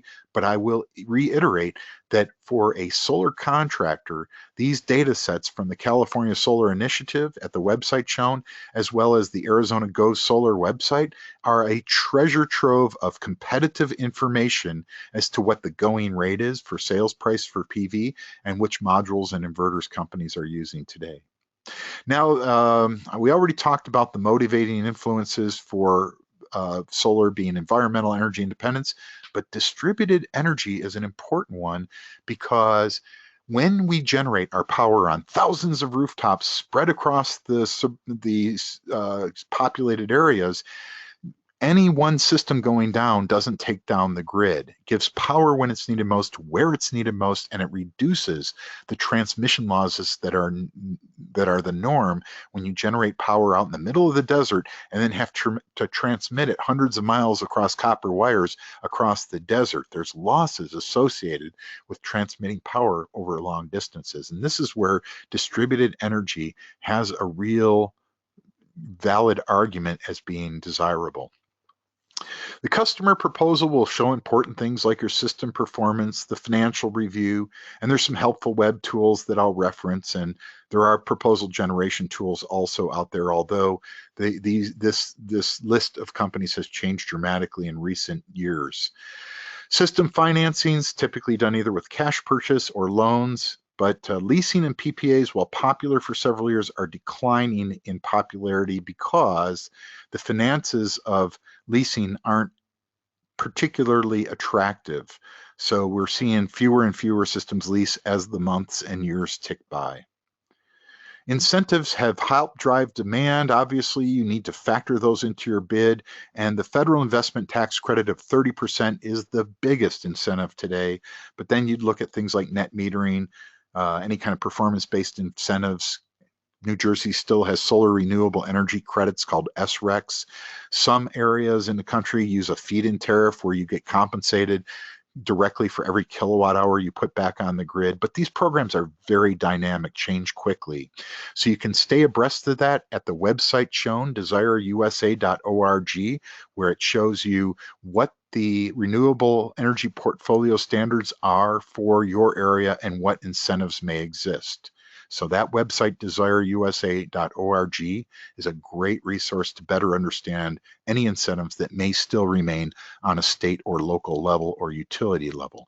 You can also go to your local state solar energy industry associations or state agencies for renewable energy, like in Oregon, the Oregon Energy Trust would be a good example. Local utilities also might have incentives, although that has diminished tremendously in recent years. There are 4 key partners to succeed in the solar installation. And there's a question. Megan says, when are we going to see the PV increases? Unfortunately, Megan, next week, February 7th. Not next week, I guess. Would that be the week after next? Yeah, week after next, sorry. So February 7th is when the 30% tariff comes into play. So sorry about that. 4 key partners to complete a solar installation. Your supplier. It could buy from a manufacturer direct. If you're buying large volumes, you get better pricing. But you now, as the installer, are obligated to make certain that that system works well together because you're designing all the components to work. It's a little tricky for any contractor to buy direct, especially on modules. Usually you have large quantity requirements, patchy availability. Typically speaking, manufacturers require customers buy from distribution. Distribution offers a whole range of great services for solar contractors, one-stop shopping. They stock all the modules, racking, inverters, and other componentry needed. They have 24-hour ordering on their web stores, tech support, which is good for new and established dealers and installers, just-in-time delivery and training. Great resources.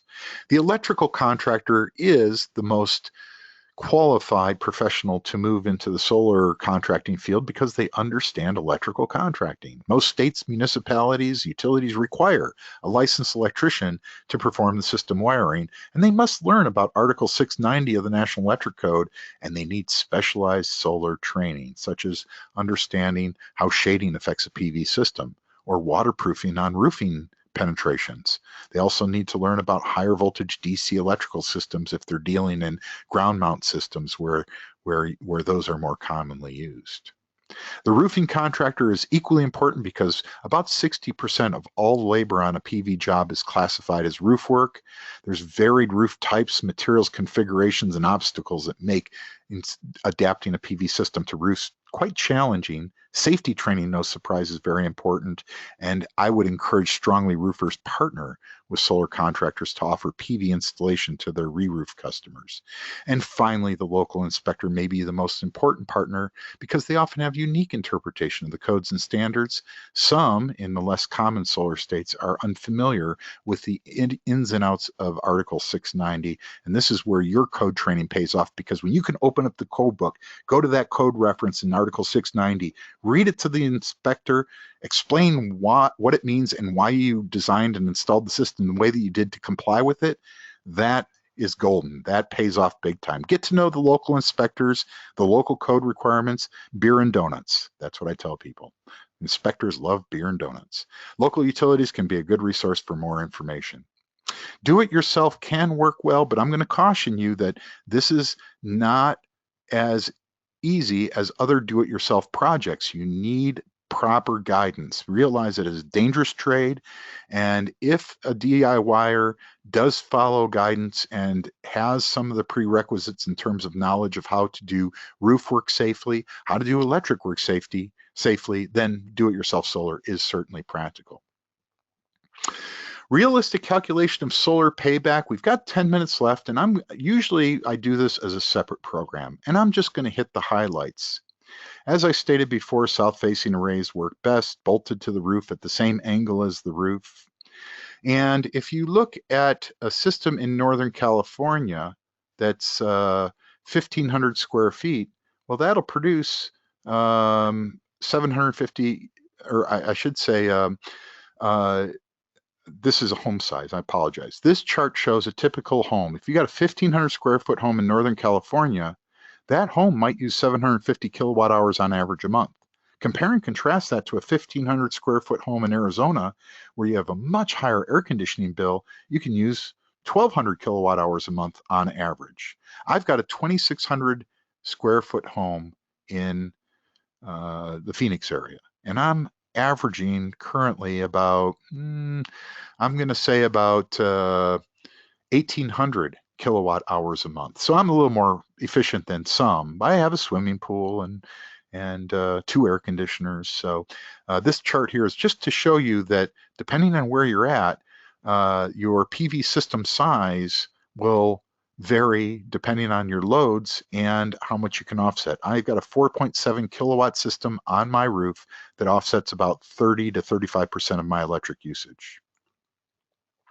One thing we do know through surveys that have been done through assessors is that PV actually increases the price you can sell a home for, and it's noticeable. What we found is that in California, 2 identical homes, one with photovoltaic system, one without.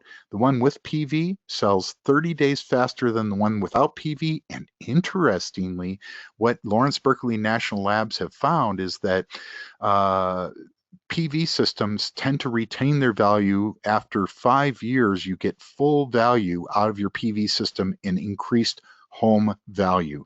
So it's really fantastic in that regard. Now, as time goes up, we'll better understand what the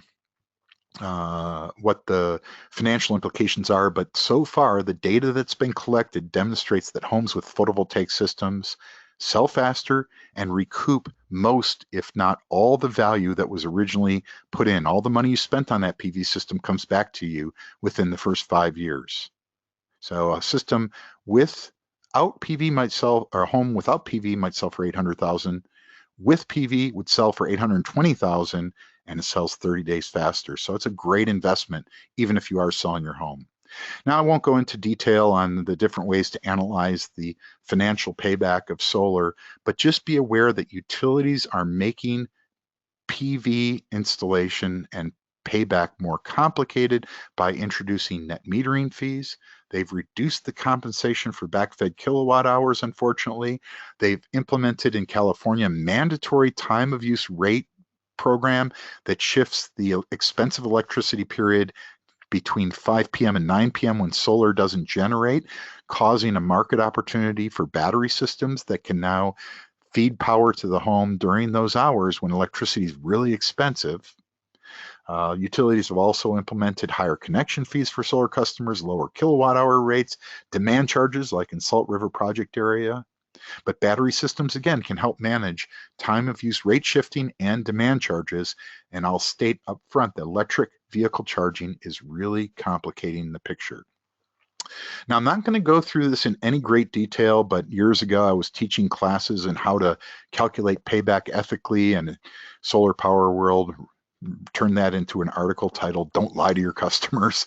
And the process, when you have full retail rate net metering, is pretty easy. It's a 6-step process where you calculate your gross price, you apply your incentives, state, local utility, you apply any federal investment tax credit, you calculate how many kilowatt hours, determine the average value of a solar kilowatt hour, and calculate your payback time. So this example here, I think, is one I did for Wisconsin, where the system was being installed, a 4 kilowatt system for $3.50 a watt for a gross price of $14,000. And we subtracted our state tax credit in Wisconsin of $2,400. And then we subtracted from the subtotal the federal investment tax credit of 30%. We determined that a 4 kilowatt system in Milwaukee would produce between 4,400 to 4,800 kilowatt hours a year. And then we went to PV watts, which is the link shown at the top of the page, and determined a system of that size would generate that many kilowatt hours. This is a chart of a friend of mine who compared the output from PV Watts Estimator to his actual output in Scottsdale. And what we saw was that on the whole, the actual output seemed to outpace PV Watts. So it's conservative, but understandably so, because they're looking at the 20-year average power output, not the first year. And this system that my buddy tracked versus PV Watts was a little bit better than the average over 20 years, which makes sense. Then you determine what the cost per kilowatt hour is, and you'd factor that into your payback with the calculation shown. And what we found is if you had an average performing system in Milwaukee, you would get a payback in 13.2 years. If it was producing a little more efficiently, the payback period improved to about 12 years. So though you can download this presentation and scrutinize those numbers a bit more carefully, but don't forget electric rate inflation impacts this tremendously. And I show here statistics downloaded from the U.S. Energy Information Administration, where it shows the rates state by state over the past 20 years. What's interesting is that in the past 10 years, rates increased 3.5% per year, but only 2% per year over the past 20 years. More importantly, when you adjust for inflation, electricity only increased 1% per year over the past 10-year period here ending in 2012. And more interestingly, surprisingly, electricity costs decreased over the past 20 years when you adjust for inflation. So rather than go through all this, I again encourage those that are interested, download this data. I include links so that you can access the latest data from the U.S. Energy Information Administration that allows you to run your own simulations on the past 20 years and the cost of electricity and cross-reference that to the future. It's hard for us to predict how rates might increase or decrease in the future because there are factors that increase rates like government policy, resource depletion, the aging grid, increased peak demand, and factors that decrease rates like lower cost natural gas, economic recession, and efficiency programs. I would encourage that people ethically quote payback by showing a range of utility rate increases, explain to customers what drives electric prices up and down, and let the customer decide what scenario he believes is most likely so that he can make an informed decision when buying a PV system. Now you can also use automated calculators. LG Solar has one that I like that you can just plug in real simple information. It punches out really nice charts and graphs showing what your system payback will be. All you have to do is select your utility and how much electricity you use on a monthly basis, and then it will tell you what your payback period will be, how much carbon offset you'll have, and what your overall financial projection will be. The chart on the right shows the cash flow curve, and in this one it must be Hawaii a few years ago because they were able to get payback within 3 years on this system. So that's less common, but again, LG Solar has a nice calculator. Some other companies also offer convenient calculators, but I would encourage you learn the basic calculations behind it so that you can make informed decisions when putting your proposals together for prospective customers. And I'll reiterate that we're seeing solar fees increase, and this is where organizations like the California Solar Energy Industry Association fight for reasonable utility rate plans for solar customers. They're fighting for the good of the solar industry. I would encourage that anybody that's operating in California join CalSEA because the work they're doing is fantastic and is the most tangible advocacy organization that exists in the industry today. Utility rates are complicating PV payback with net metering fees, reduced compensation for backfed kilowatt hours, time of use rates, peak rates that shift later into the evening, higher monthly connection fees, lower kilowatt hour rates, demand charges. Now, battery systems can help manage time of use rate shifting and demand charges, but many of you might remember the old Simpsons cartoon where Mr. Burns built a sun blocking machine so that he could make people buy his nuclear power.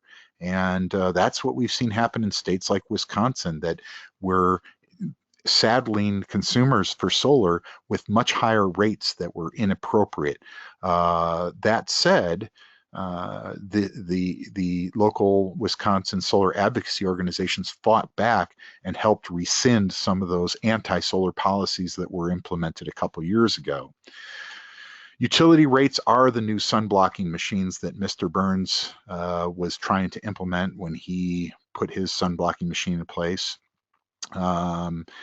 And I'll tell you, demand charges like we have here in SRP territory will kill solar dead. So be sensitive to the advocacy and policy issues that are the fundamental driving factor for whether solar makes cost sense for residential customers.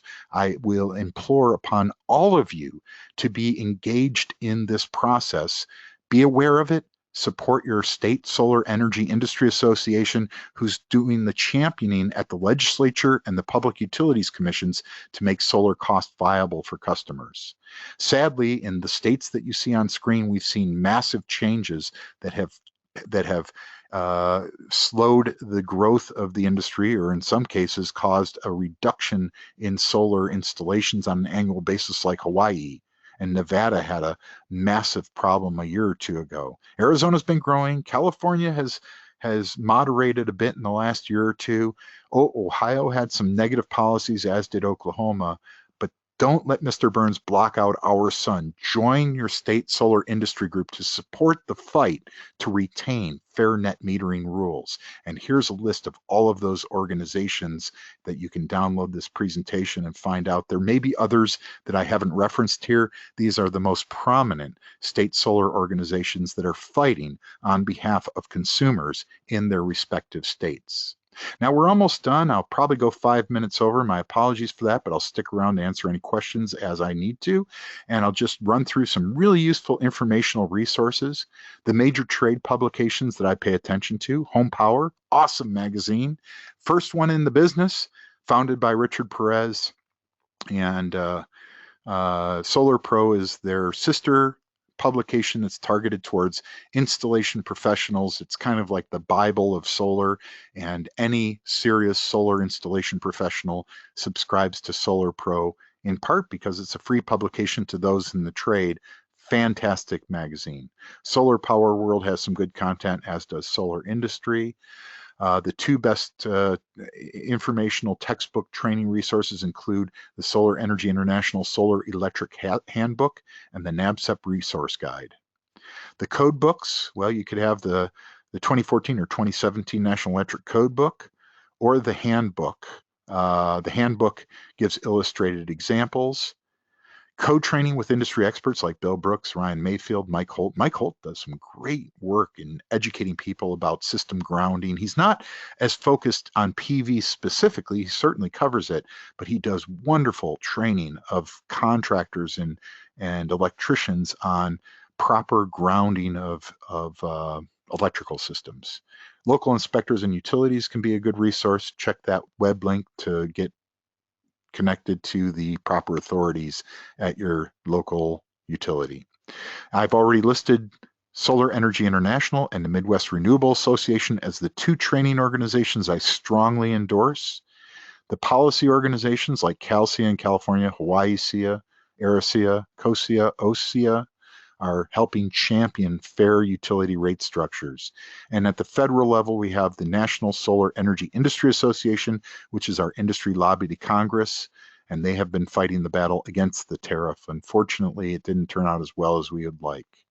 This is great. Market Insight, GTM. I've been using their market research reports for about 5-6 years now. Critical part of my job is to analyze the industry, and GTM, or Green Tech Media, is my #1 source. Utility Dive has a great website and newsletter that they email daily, or I think they might have weekly summaries.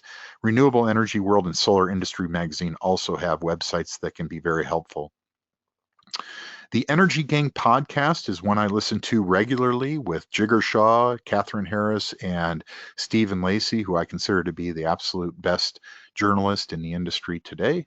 And he also has another podcast, Stephen Lacey does, called The Interchange with Shail Khan from Green Tech Media, where these two podcasts represent a big part of my focus. The Energy Show with Barry Cinnamon is a good one. Barry's been in the industry for many years and discusses a broad range of topics of interest to solar installers. And Solar Roof Talk isn't just coming soon. It's been out there for about 8 months. We've got 8 episodes. Check it out on our website, or just go to Solar Roof Talk on Google and you will find it easily. Here's all the major industry events that we exhibit at: the COSEA conference in Colorado, the NABCEP conference, hands down, best technical training conference in the industry. end of March in Niagara Falls this year, the Oregon Solar Expo in Portland, Oregon. The Midwest Renewable Energy Fair is my personal favorite. It's an outdoor energy fair. I camp every year. I love it. I love the people. I love the audience. It's fantastic. And the two big shows are Intersolar in San Francisco, Solar Power International this year in Anaheim, California in September. A few closing thoughts. When people tell me that solar can't survive without the incentives, I really get the hair on the back of my neck up, because quite honestly, the incentives that solar has received allow us to compete with heavily subsidized industries like oil. We pay to secure our sources of foreign oil through heavy costs of military presence in countries that aren't terribly thrilled with us. That is a real cost that our society bears, but it's so deeply buried in the tax structure that we don't fully comprehend that that barrel of oil probably costs 2 or 3 times as much as we pay for it through gasoline. Coal, well, we pay for the transportation infrastructure. The federal government maintains the rail system, which is the way coal gets from where it's dug out of the ground to where it's burned. Nuclear has an exemption for liability insurance. If the nuclear industry were required to pay liability insurance, nuclear power would be even more expensive than it is today, and it's the most expensive way to generate a kilowatt hour compared to the other common ways to do it: coal, natural gas, and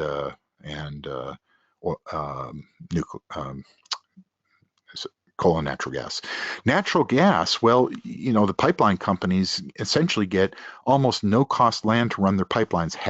If they were required to pay the going price to run their pipelines across private property, natural gas prices would be dramatically higher. So understand that incentives for energy are pervasive, they're deep-seated, and in the end, the politics of renewable energy are nonpartisan. I love this ad for the old SkyStream wind generator from Southwest Wind Power, because it shows a story that actually holds true for solar too, where the left-leaning hippie woman has a big smile on her face because she likes the clean energy. The cowboy likes the energy independence. And the way I look at it is they're both right or correct. Renewable energy is the lowest cost per kilowatt hour.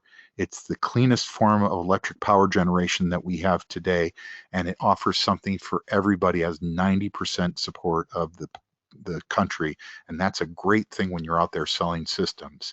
I won't deny that working in solar is dynamic. We have this joke that working in the industry is the solar coaster, and it's got its ups and downs, but in the end, I'll take it, because it's the most wonderful experience I've ever had in my career, and I feel incredibly fortunate to have landed working in an industry that not only I enjoy the technology, but I feel that we are doing something good for humanity.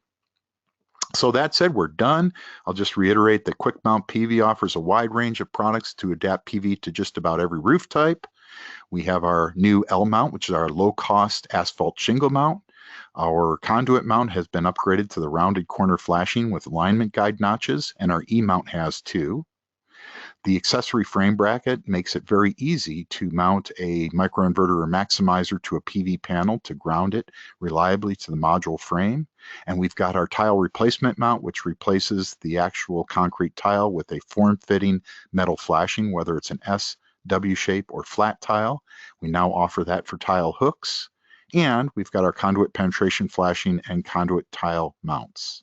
Our Quick Rack rail-free system for asphalt shingles can be accessed at our website, where we offer monthly trainings on our webinar schedule. You can get any of our products by clicking the green free sample button, and do check out our podcast Solar Roof Talk by Googling that search term. Our training van is currently in Northern California. If you'd like it to stop by your place of business, give our sales department a call and they'll let you know what the schedule looks like. And if you want to email me, my email address is jeff.spies, spelled like spies, at quickmountpv.com. Go to our website to get more information, like our frequently asked questions, or while you're there, you can find out all our complete product information, engineering documentation, training downloads, a list of training events, as well as distributors. And don't forget to get your free sample with whatever product you have an interest in. Again, these are all the events we'll be exhibiting at. Coming up in March, we'll be at the COSIA conference in Colorado. I'll be at the NABCEP conference in Niagara Falls, where I will be showing for the third time, maybe the fourth time by then, my documentary film titled Solar Roots, and we'll be moderating a couple panel discussion groups and hope some of you might be out there. The Oregon Solar Expo in Oregon, Midwest Renewable Energy Fair, most fun event of the year, Intersolar in San Francisco, and Solar Power International in Anaheim, California. Our website has a great wealth of training resources. Check it out for more information, including our in-person training schedule that we have posted in a training calendar. If you've stayed on for the entire time, you'll get 2 NABCEP credits emailed to you in 1 to 2 weeks with links to download this presentation. Check your spam filter, and please fill out the feedback because we really appreciate that. And I'll take any questions that y'all might have, and I'll look here, and the first one says, from Sean, it says, Solar Pro PDF is free, not hard copy. Oh, they must have changed that, Sean. Thanks for the heads up. So if you go to solarprofessional.com, I believe is the URL to get to the Solar Pro. Quite honestly, Sean, that's what I still get the hard copy magazine, and I do still flip through it, but I have to admit that most of my time researching the industry is through the web site these days, so that makes sense to me. So if anybody has any questions, feel free to type it into the question box. I'll hang on the line for a minute or two for anybody that might have questions, but I certainly appreciate everybody participating today. Hopefully it was helpful to you, and we hope you can join us for a future training event or come by one of the trade shows that we'll be exhibiting at over the next few months. I'll just go back to that list right now so you can kind of review where we will be. If you wanted to come ask us a question in person, I will not personally be at COSIA, but I will be at the NABCEP conference, and I will be at the Midwest Renewable Energy Fair, as well as Intersolar and Solar Power International. Sean says, thanks, great presentation. Thank you, Sean. Thank you, everybody, for coming today. I hope all of you have a wonderful weekend coming up and a nice remainder of your week. We got one more day left, and feel free to get a hold of me at my email address that I showed on screen a few minutes ago. I'll go back there. If you have any questions, just email me at jeff.spies@quickmountpv.com. Megan says thank you. Thank you, Megan. Thank you, everybody. And barring any further questions, I will call it a day. David says thanks for the webinar. Thank you, David, and he appreciated it, and I appreciate you all for being here. So it doesn't look like we have any questions, but I know we covered a tremendous volume of information in a short period of time. Obviously, that's part of the reason we make the download of the PDF download of the slides available, as well as the recorded webinar. So Andrew says thanks, and I think we don't have any questions coming in. So that said, I'm gonna call it a day and wish you all a wonderful remainder of your week and fine weekend coming up. Adios, take care.